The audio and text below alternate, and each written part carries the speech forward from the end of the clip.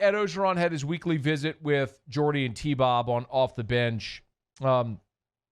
And probably maybe the most significant news today or conversation today is all about schedule, because this is the first time Coach O has had any media availability or public comments since the SEC announced late last week that they were going conference only. So I loved Ed Orgeron's reaction today whenever they asked, Coach, what's your reaction to playing a conference-only schedule?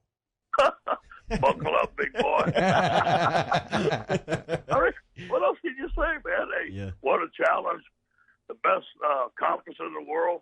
You play 8 conference games, and now you're going to play 10, and you ain't going to play no other conference games. So, hey, you know what? Hey, but you know what? To get to the top, to climb the mountaintop, you have to be the very best, and you have to beat the very best, and that's what's part about being an SEC. So I welcome the challenge.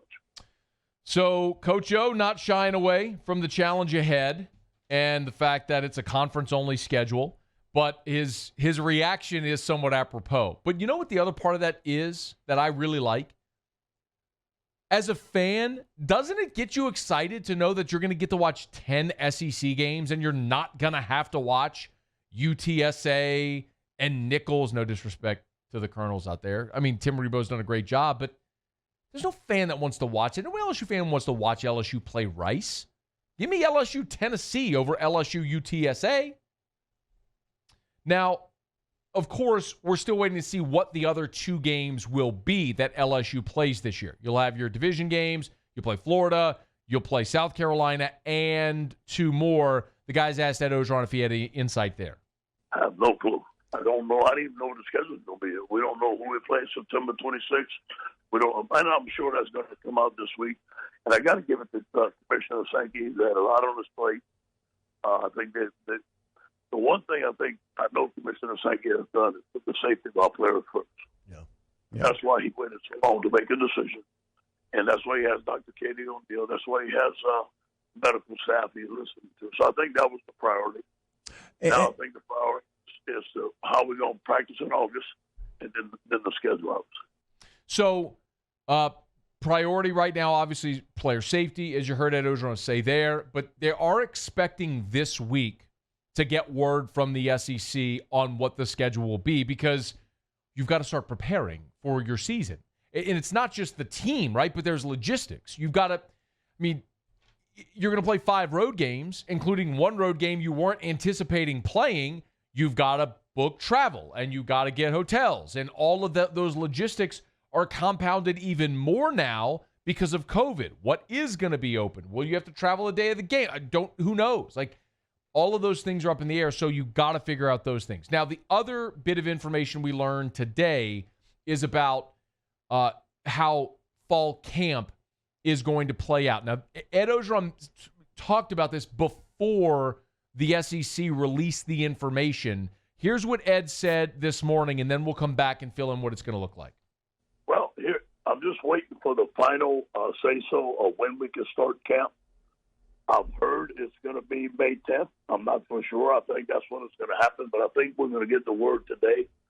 Then they're going to tell us how many days we're allowed to practice before the first game. And then we're going to have a lot of days off within, obviously, it's 7 weeks. So we're going to have a lot of days off within that 7-week period. We have to save our team, but also practice and stay sharp. So I'm going to treat it like a bowl practice, give them practice some days, give them some days off. But I can't wait to get our guys back. Our coaches on vacation this week. I think the team's going to have to report on Sunday, but I'm not sure of that yet. I haven't told them that yet. I'm just waiting for the final word from the SEC. So the word from the SEC did come today. And Ed Orgeron said May 10th. He misspoke. He was thinking August 10th. But it's not the 10th. It's actually going to be the 17th. So the 17th is when a period of 40 days will begin, whereby teams can have 25 practices. So 25 practices over 40 days. It's going to be handled similar to game weeks, where you got to guarantee the student athletes 2 days off, and it's a maximum of 20 hours of practice time in that week. So that will begin on Monday, August 17th. So not this coming Monday, but the following, basically 2 weeks from yesterday. Over the next 2 weeks, they'll continue with their split work of weight room and on-field work as well.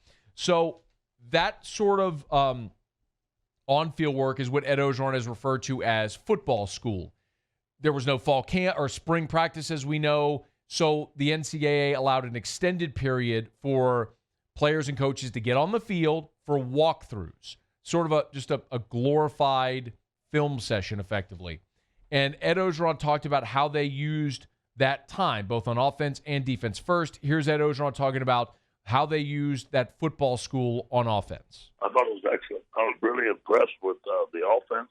I think Scott Linehan and Steve Esmiga has been working very well together. The young offensive linemen have really impressed me. Cavante Bradford has really impressed me, along with all the running backs and the work that Chris Curry has done. Jamar Chase is in the best shape he has been in.